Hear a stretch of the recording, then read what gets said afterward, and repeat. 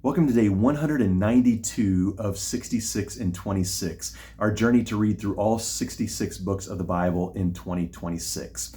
We're back in the book of Psalms today. It is Wisdom Wednesday, and we're in Psalms 85 through 89.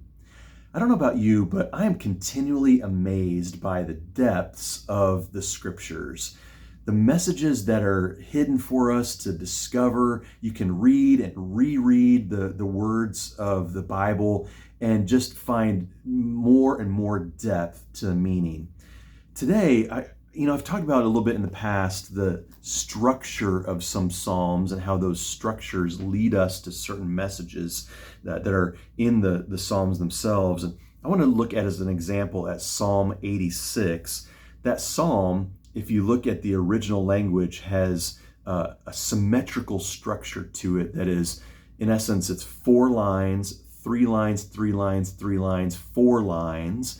And the effect of that is to bring emphasis to the middle. Now, you wouldn't notice it immediately as you're just reading through it that, oh, there's a pattern to this that is pointing us to the middle, because by the time you're in the middle and into past it, you don't quite recognize that in one sitting. But remember that, like the rest of the scriptures, the Psalms are meant to be repeated and repeated.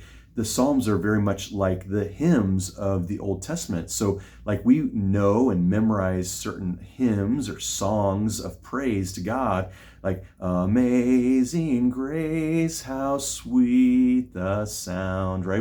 We know that as a hymn, and so we could sing it, we memorize it. The Psalms in the Old Testament were very much memorized by the people of God, and so they would read these or recite them again and again. And so knowing the pattern of that would focus them in on the middle part of this psalm. And the middle is 3 verses, verses 8, 9, and 10. And the message of that brings power to who God is and his purpose for the world.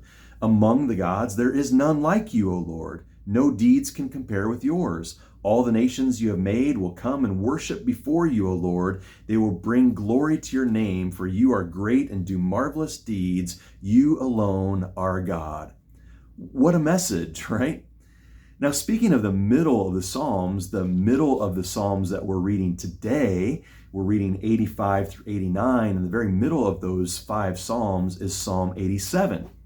If you haven't read these yet today, you will notice that as you read Psalm 87, it sounds very different from all the other Psalms. In fact, from ancient times through Jewish interpreters, Christian interpreters, all have recognized that Psalm 87 stands alone in all 150 Psalms as unique. It's not as lyrical or poetic as the other ones. And then the message itself, it's a very short psalm, Psalm 87, just 7 verses, short verses.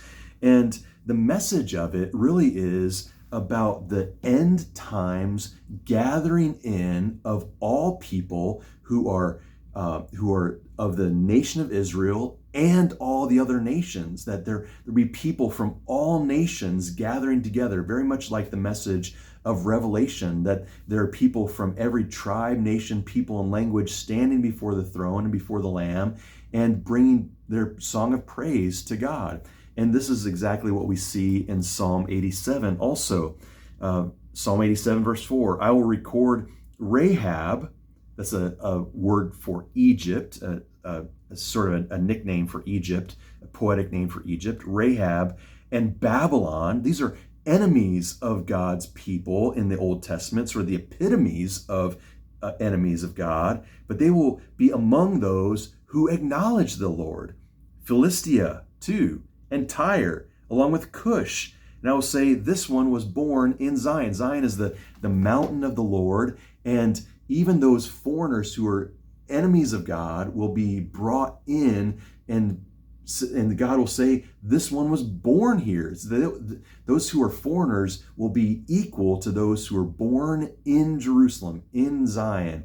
And so among God's people, because they acknowledge him as the Lord. And it's just a great message that speaks to the gospel being proclaimed throughout all the world. All nations will know the glory of the Lord.